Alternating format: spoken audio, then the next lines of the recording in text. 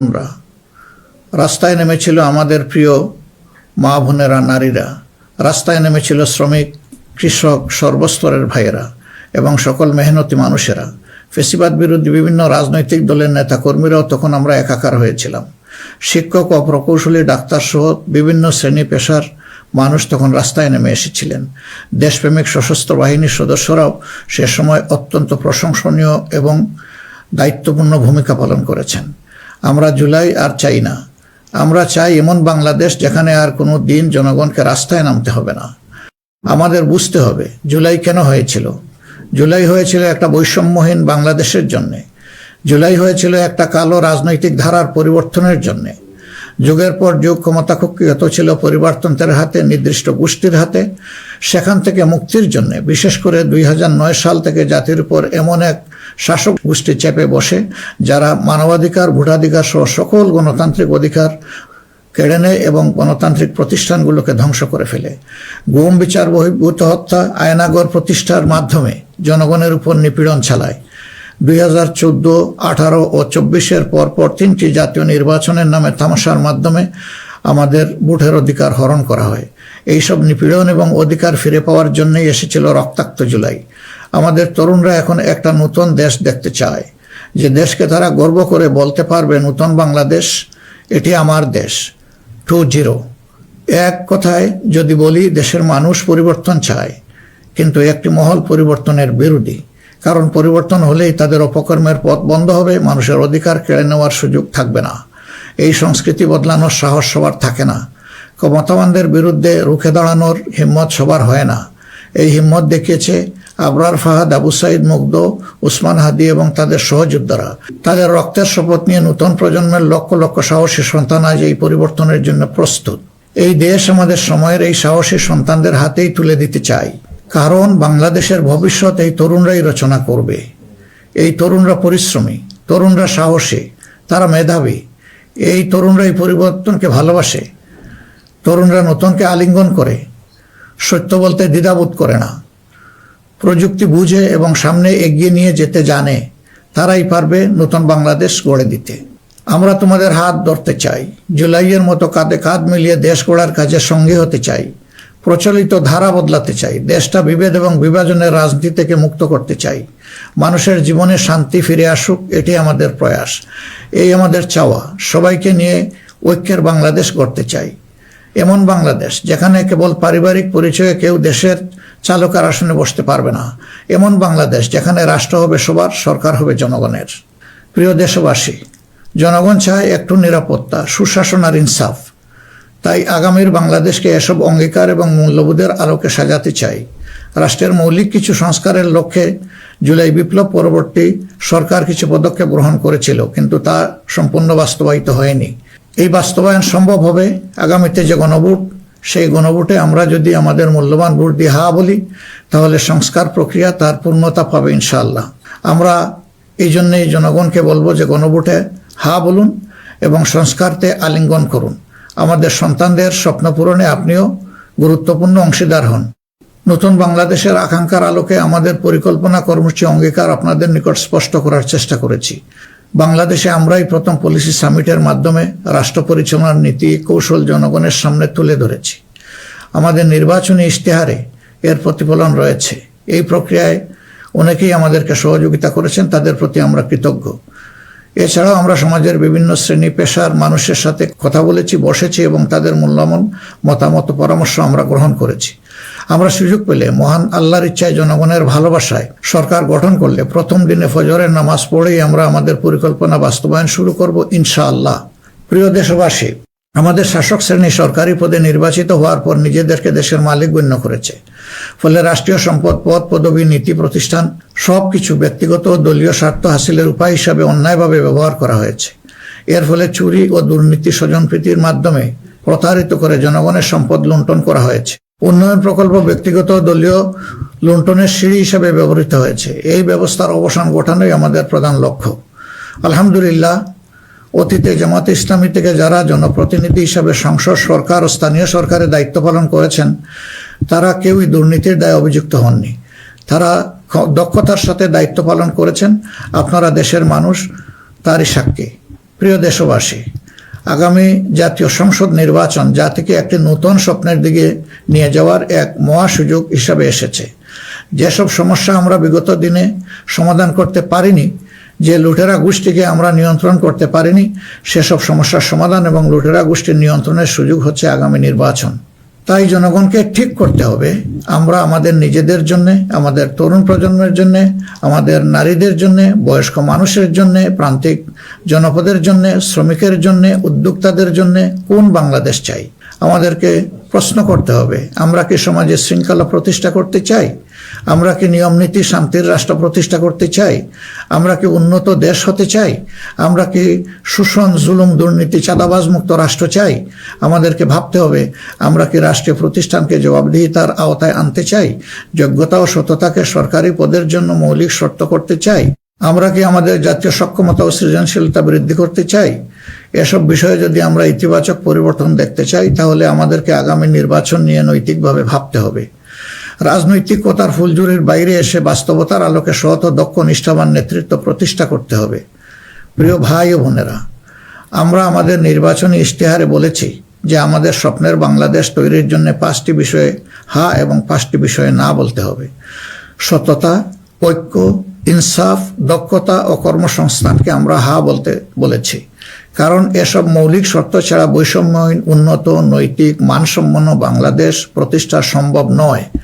পাশাপাশি দুর্নীতি, ফ্যাসিবাদ, আধিপত্যবাদ, বেকারত্ব, চাঁদাবাজিকে স্পষ্ট না করতে বলেছি।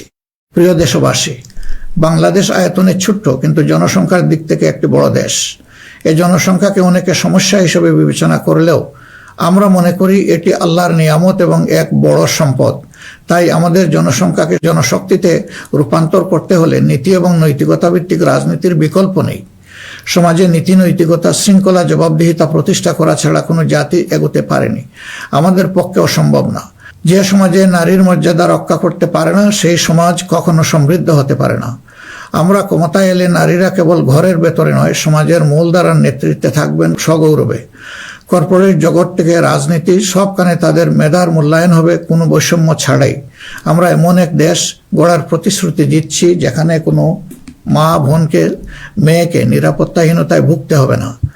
আপনাদের অধিকার রক্ষার লড়াইয়ে আমাদের সঙ্গে হন। একটি উন্নত ও আধুনিক দেশ গড়ার কারিগর হিসাবে আমাদের নির্বাচিত করুন। প্রিয় দেশবাসী, আমরা মনে করি সমাজে ন্যায় বিচার ও ইনসাফ প্রতিষ্ঠা করতে হলে সকলকে মর্যাদা দিতে হবে এবং সকলের মানবাধিকার সুরক্ষা করতে হবে। সকল পরিচয় নির্বিশেষে আমরা অঙ্গীকার ব্যক্ত করছি যে একটি মানবিক উন্নত দেশ গড়ার জন্য দলমত নির্বিশেষে সকলের মান, ইজ্জত, অধিকারের সুরক্ষা দিব ইনশাআল্লাহ। এই বাংলাদেশ মুসলমান, হিন্দু, বৌদ্ধ, খ্রিস্টান সবার। কেউ ভয়ের সংস্কৃতির মধ্যে বাস করবে না। যদি কেউ ধর্মীয় পরিচয়ের ভিত্তিতে আঘাত করার চেষ্টা করে, আমরা অতীতের মতো ভবিষ্যতেও তা প্রতিরোধ করব। প্রিয় দেশবাসী, আমাদের প্রত্যাশার বাংলাদেশ গড়তে হলে 3টি জায়গায় আমাদেরকে বিশেষ গুরুত্ব দিতে হবে। একটি হচ্ছে শিক্ষায় সংস্কার। শিক্ষা হতে হবে নৈতিকতা ভিত্তিক এবং সেটা হতে হবে টেক বেসড। এখনকার দুনিয়া সারাই প্রযুক্তি ভিত্তিক শিক্ষার উপর নির্ভরশীল। আমরা সেই শিক্ষা থেকে বঞ্চিত। আমাদের সন্তানদের হাতকে আমরা দক্ষ কারিগরের হাত হিসেবে গড়ে তুলতে চাই এবং তাদের হাতে হাতে আমরা কাজ দিতে চাই। আমরা কোনো বেকার ভাতা তাদেরকে তুলে দিতে চাই না। দ্বিতীয় জায়গাটা হচ্ছে বিচারাঙ্গন। ন্যায় বিচার সমাজের প্রতিষ্ঠা হলেই কেবল আমরা আমাদের প্রত্যাশার বাংলাদেশ গড়তে পারবো। অন্যথায় দুঃশাসন এবং দুর্নীতির কণ্ঠ রোধ করা মোটেই সম্ভব হবে না। অতএব বিচার বিভাগকে আমূল ঢেলে সাজাতে হবে। সেখানে অবশ্যই সৎ, দক্ষ এবং কমিটেড যে সমস্ত লোকেরা আছেন তাদেরকে বিচারের আসনে বসাতে হবে। তৃতীয় জায়গাটা হচ্ছে আমাদের অর্থনীতি। এই ভঙ্গুর অর্থনীতি নিয়ে দেশকে আগানো সম্ভব নয়। সুতরাং অর্থনীতিতে ব্যাপক সংস্কার সাধন করতে হবে। বিশেষ করে ব্যাংকিং সেক্টর এবং অপ্রাতিষ্ঠানিক যে সমস্ত খাত রয়েছে সেই জায়গাগুলোতেও আমাদেরকে প্রাতিষ্ঠানিক ও অপ্রাতিষ্ঠানিক খাতে আমাদেরকে হাত দিতে হবে। আমাদের ব্যবসাকে করতে হবে বিনিয়োগ বান্ধব। বিনিয়োগ বান্ধব হলেই দেশে কর্মসংস্থান তৈরি হবে এবং আমাদের বেকারত্ব দূর হবে। এই 3টা জায়গায় আমাদের গুরুত্ব দেওয়া ছাড়া কোনো উপায় নেই। আমরা আশা করব দেশবাসী আমাদেরকে তাদের মূল্যবান ভোটের আমানত সমঝে দিয়ে আমাদের দেশকে প্রত্যাশার আলোকে গড়ে তোলার ক্ষেত্রে আমাদেরকে সহযোগিতা করবেন। সম্মানিত উলামায়ে কেরাম, একাধিক ধর্মের এ দেশ মুসলমানগণ সংখ্যাগরিষ্ঠ। তাই মুসলমান হিসাবে এটি আমাদের দায়িত্ব যে সমাজে ন্যায় বিচার, ইনসাফ প্রতিষ্ঠা করা এবং সকলকে সুরক্ষা দেওয়া। এগুলো ইসলামের শাশ্বত আদর্শ। সকল মানুষের মৌলিক অধিকার নিশ্চিত করা আমাদের কর্তব্য। আল্লাহ তাআলা স্পষ্টত বলেছেন, ইন্নাল্লাহা ইয়া'মুরুকুম বিল আদলি ওয়াল ইহসান ওয়া ইতা'i যিল কুরবা ওয়া ইয়ানহা আনিল ফাহশাই ওয়াল মুনকারি ওয়াল বাগ। আমাদেরকে স্পষ্টভাবে আল্লাহ এই নির্দেশ দিয়েছেন। এ দায়িত্ব আমরা সকলে মিলেই পালন করব। তাবলিগি জামাত সহ ধর্মীয় মহলের ভাইদের প্রতি আমাদের আহ্বান, আপনারা দিনের জন্য যে মেহনত করছেন, দেশ গড়ার কাজেও আপনারা আমাদের সাথে গুরুত্বপূর্ণ ভূমিকা রাখবেন বলেও আমরা গভীরভাবে বিশ্বাস করি। আমরা অঙ্গীকার করছি, ভবিষ্যতে কেউ আপনাদেরকে অন্যায়ভাবে বিভিন্ন বিশেষণের ট্যাগ দিয়ে নির্যাতন করার সুযোগ পাবে না। বিচার বহির্ভূতভাবে আপনাদেরকে আর হত্যা করার দুঃসাহস কেউ দেখাবে না। আমরা জানি অতীতে আপনাদের কোনো মানবাধিকার ছিল না। এ অবস্থার পরিবর্তন ঘটানো হবে নতুন বাংলাদেশের অন্যতম প্রধান লক্ষ্য। জাতীয় নীতি পদ্ধতিতে আপনাদের আনুষ্ঠানিক অবদান ও ভূমিকাকে জোরদার করা হবে। আন্তর্জাতিক মহল যারা আমাদের পরীক্ষিত পরিচিত বন্ধু, তাদের সাথে আমাদের সম্পর্ক হবে সমমর্যাদা এবং সমতার ভিত্তিতে। আমরা অন্যের ভৌগোলিক অখণ্ডতাকে সম্মান করি এবং শ্রদ্ধা করি, তেমনি সকল দেশের সাথে বন্ধুত্ব প্রতিষ্ঠাকে অগ্রাধিকার দেব। তবে আমাদের জাতীয় স্বার্থ মর্যাদা, জাতীয় উন্নয়ন, অগ্রাধিকার আন্তর্জাতিক সম্পর্ক নির্মাণে প্রধান ভূমিকা রাখবে। বৈশ্বিক উন্নয়ন চ্যালেঞ্জ সমূহ, বিশেষত জলবায়ু পরিবর্তন নিরসনে আমরা সাধ্যমতো ব্যবস্থা গ্রহণ করব এবং তা হবে স্বচ্ছতার ভিত্তিতে পরিচালিত। নিপীড়নের শিকার হয়ে আশ্রয় নেওয়া রোহিঙ্গা জনগোষ্ঠীকে তাদের নিজ দেশে নিরাপদ এবং সম্মানজনক প্রত্যাবর্তনের জন্য সব ধরনের কূটনৈতিক তৎপরতা জোরদার করা হবে ইনশাআল্লাহ। প্রবাসী ভাই ও বোনেরা, জন্মভূমি থেকে 1000 মাইল দূরে অবস্থান করেও জুলাইয়ের অভ্যুত্থানে আপনারা গুরুত্বপূর্ণ ভূমিকা রেখেছেন। জেল জুলুমের শিকার হয়েছেন, ত্যাগ স্বীকার করেছেন। ইতিমধ্যে আপনারা আপনাদের ভোটাধিকার প্রয়োগ করে নতুন বাংলাদেশে নিজেদের অধিকার প্রতিষ্ঠার পথে ইতিহাস রচনা করেছেন। আমি এতে আনন্দিত। আগামী দিনে দেশ গড়ার এই অভিযাত্রায় আপনাদের সক্রিয় অংশগ্রহণ ছাড়া আমাদের নতুন বাংলাদেশের স্বপ্ন অপূর্ণই থেকে যাবে। আমরা চাই প্রবাসীদের অধিকার এবং মর্যাদা রাষ্ট্রীয়ভাবে নিশ্চিত করতে। সে লক্ষ্যেই প্রবাসীদের জন্য ভলান্টিয়ার প্রতিনিধি নির্বাচন করা হবে, যারা প্রবাসীদের বিভিন্ন সুযোগ সুবিধা, সেবা এবং সমস্যার বিষয়ে দূতাবাস বা হাইকমিশনের সাথে সরাসরি সমন্বয় করে প্রবাসীদের স্বার্থে উপদেষ্টা ও প্রতিনিধি হিসাবে কাজ করবে। তাছাড়াও বাংলাদেশের বাইরে যেখানে যেখানে সমস্যা রয়েছে, যেমন ইংল্যান্ডে ম্যানচেস্টার ফ্লাইট বন্ধ করে রাখা হয়েছে, আমরা কথা দিচ্ছি আর কোনো ফ্লাইট বন্ধ হবে না, বরঞ্চ পূর্বের চালু ফ্লাইটগুলো আমরা আবার ফিরিয়ে নিয়ে আসব। নিউ ইয়র্কে নতুন করে বাংলাদেশ ফ্লাইট ইনশাল্লাহ চালু হবে। এরকম দুনিয়ার যে যে জায়গায় এই ফ্লাইটগুলো চালু হওয়া দরকার তা আমরা নিশ্চিত করার ব্যাপারে বদ্ধপরিকর। দেশ আর পিছনের দিকে যাবে না, দেশ এগিয়ে যাবে সামনের দিকে ইনশাআল্লাহ। প্রবাসী ভাইয়েরা যখন বিদেশে মৃত্যুবরণ করেন তখন অত্যন্ত অসহায় অবস্থা, তাদের লাশ উপেক্ষিত হয়। আমরা কথা দিচ্ছি, যারা আমাদের রিমিটেন্স যোদ্ধা তারা আমাদের গর্বের ধন। কেউ যদি আল্লাহর ইচ্ছায় বিদেশে ইন্তেকাল করেন, আমরা অত্যন্ত সম্মানের সাথে আমাদের কাঁধে করে তাদের লাশ দেশে বয়ে নিয়ে আসবো ইনশাআল্লাহ। আমাদের প্রবাসীরাও জাতীয় সংসদে আনুপাতিক হারে ইনশাআল্লাহ তাদের প্রতিনিধিত্ব আমরা নিশ্চিত করার পক্ষে।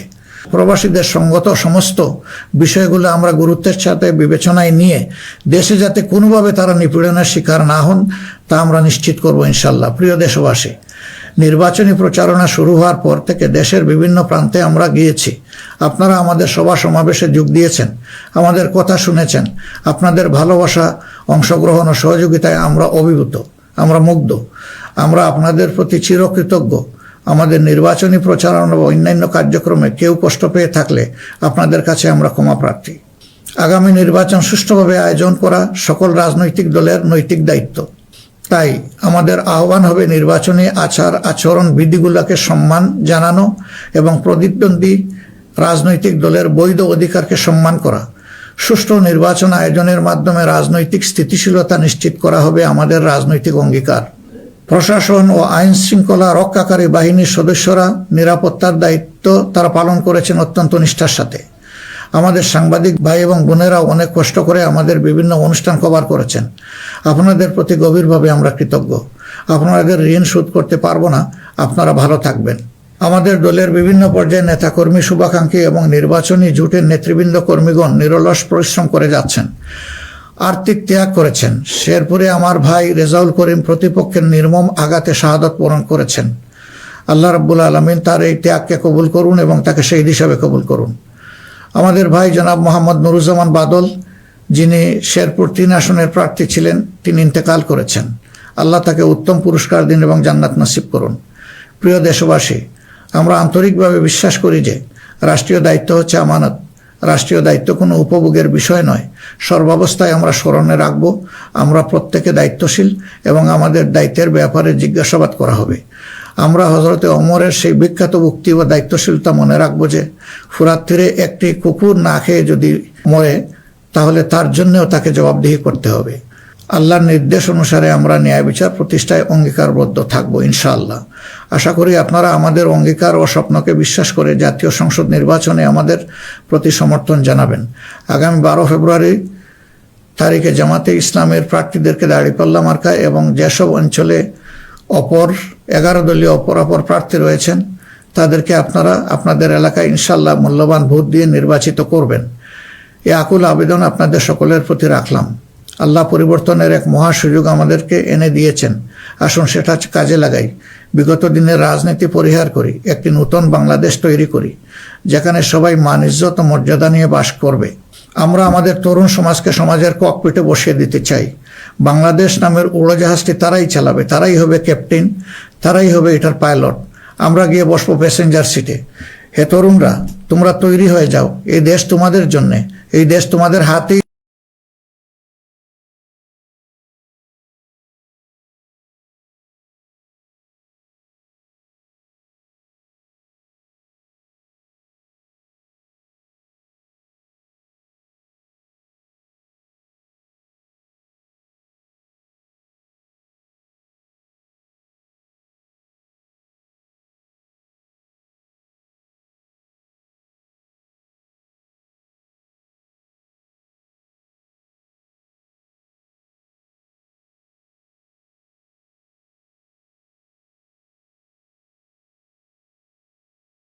তুলে দিতে চাই এবং এই দেশ তোমাদের হাতেই আমাদেরকে সেদিন টেকিয়ে রাখতে পারেনি। ইনশাআল্লাহ আগামীতেও কোনো বাধা আমাদেরকে টেকিয়ে রাখতে পারবে না। আমরা আমাদের প্রিয় জনগণের এবং আমরা বিশ্বাস করি আমাদের জনগণ আমাদেরকে ভালোবাসে। জনগণের এই ভালোবাসায় আমরা অভিভূত এবং আমরা পূর্ণ আস্থা রাখি আমাদের জনগণের রায়ের প্রতি। আপনাদের সকলকে আজকের এই পর্যায়ে এসে আরেকবার আমি আহ্বান জানাবো, আসুন একটু নতুন বাংলাদেশ, তরুণদের প্রত্যাশার বাংলাদেশ, জিএনজির জন্য আগামী বাংলাদেশ, আমাদের নারী সমাজের জন্য একটা নিরাপদ এবং সম্মানের বাংলাদেশ গড়ে তোলার জন্য আমরা সবাই আগামী 12 তারিখ দাঁড়িপাল্লা এবং জোটের অপরাপর মার্কা যেখানে যেটা আছে তাতে ভোট দিয়ে 11 দলীয় প্রার্থীদেরকে নির্বাচন করি। তাহলে ইনশাআল্লাহ প্রত্যাশার একটি দেশ আমরা খুঁজে পাবো, একটু নতুন বাংলাদেশ পাবো। আমরা বিশ্বাস করি জনগণ পরিবর্তন চায়, সেই পরিবর্তন জন্যই আমাদের এই আহ্বান। এই পরিবর্তন আমাদের হাতে ইনশাআল্লাহ মানাবে, অন্য কারো হাতে নয়। দেশ তো এটা আপনারা বুঝতেই পারছেন। আল্লাহ হাফিজ। বাংলাদেশ জিন্দাবাদ। বাংলাদেশ জামাত ইসলামী জিন্দাবাদ। 11 দলীয় নির্বাচনী ঐক্য জিন্দাবাদ।